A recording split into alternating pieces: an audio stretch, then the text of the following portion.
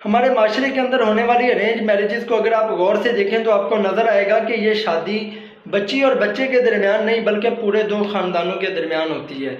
शादी की जो भी शराइत तय पाती हैं वो बड़ों की सोच और बड़ों की ज़हनियत के मुताबिक तय पाती है। जो भी लवाजमात तय होते हैं वो बच्चों की मर्ज़ी से तय होते हैं और ज़्यादातर जो इन शादियों की बुनियाद होती है वो यही होती है कि दो बिछड़े हुए बहन भाई या दो बिछड़े हुए भाई या दो ख़ानदान के बड़े आपस में मिल जाएंगे, यानी कि दो बड़ों को मिलाने के लिए औलाद को दरमियान में भेंट चढ़ा दिया जाता है। शायद वालिदैन को या बड़ों को आपस में मिलने के लिए कोई और ज़रिया नहीं मिलता। जायदादों के झगड़े, ज़मीनों के झगड़े अपनी औलाद को भेंट चढ़ा के हल किए जाते हैं और एट दी एंड ये फ़लसफ़ा पेश किया जाता है कि बड़ों की मर्ज़ी से हो रही है तो अल्लाह बरकत देगा और जो है ये शादी लॉन्ग टर्म चल जाएगी।